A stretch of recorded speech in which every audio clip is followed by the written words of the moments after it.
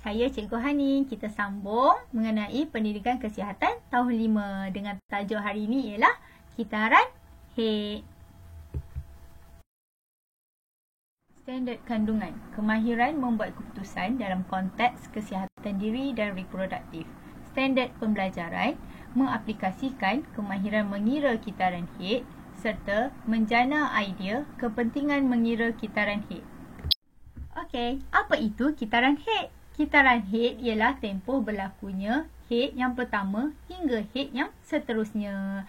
Kitaran HEAD merupakan satu perubahan yang berkala berlaku pada uterus dan juga ovari bagi tujuan reproduktif, iaitu tujuan pembiakan. Terdapat 4 fasa dalam kitaran HEAD.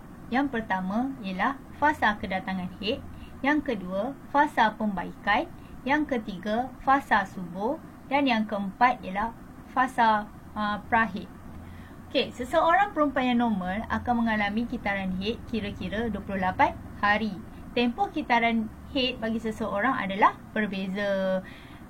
Kitaran HEAD ni berbeza mengikut beberapa faktor. Antaranya ialah faktor umur, faktor berat badan, faktor perubahan hormon, faktor pemakanan.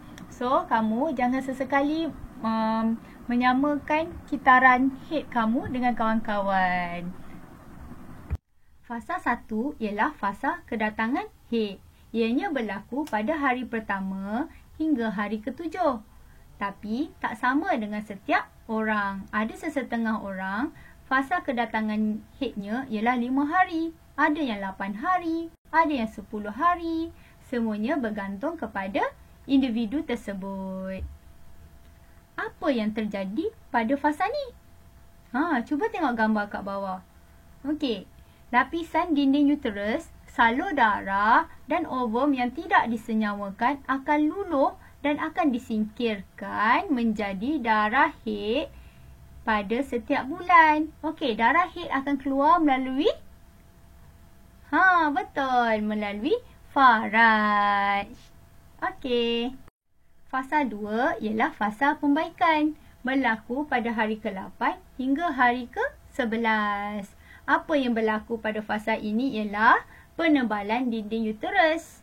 Okey, dinding uterus ni menebal supaya dapat menerima zygote jika persenyawaan berlaku. Fasa 3 ialah fasa subur. Ianya berlaku pada hari ke-12 hingga hari ke-17.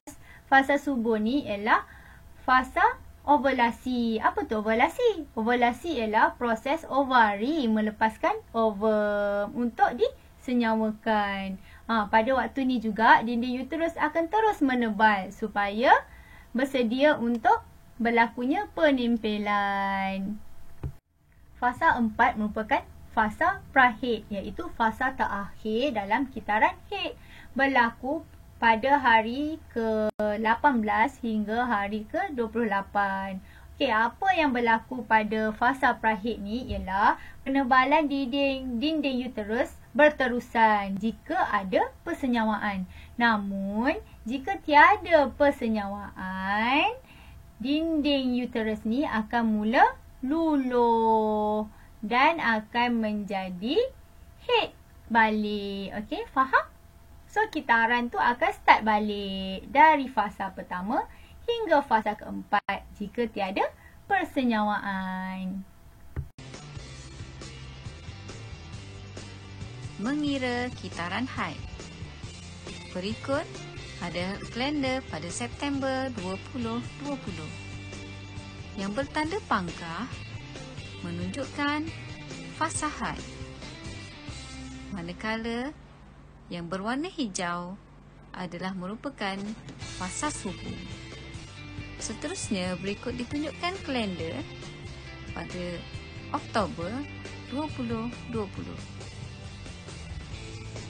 Yang berwarna ungu menunjukkan fasa haid pada masa akan datang.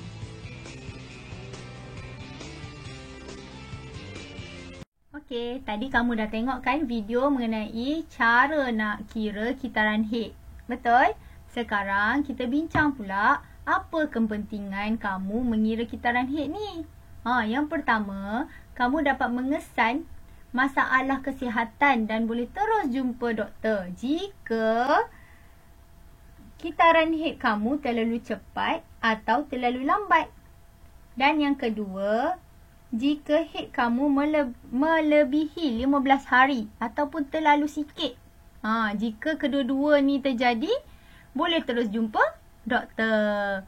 Selain pada tu, jika bagi seseorang yang dah berkahwin, dengan mengira kitaran head ni, mereka dapat merancang kehamilan. Seterusnya, kamu juga dapat membuat persediaan awal untuk menghadapi fasa kedatangan head. Kamu terus boleh bawa seluar dalam ekstra, boleh bawa pad ekstra ke sekolah jika kamu dah tahu bila waktu head yang akan datang. Senang kan? Buat persiapan awal, tak adalah kamu akan kalut-kalut nak pergi cari cikgu untuk minta pad. Betul tak? Okey. Itu saja pembelajaran kita pada hari ini. Terima kasih semua. Jangan lupa siapkan tugasan dalam Google Classroom. Assalamualaikum.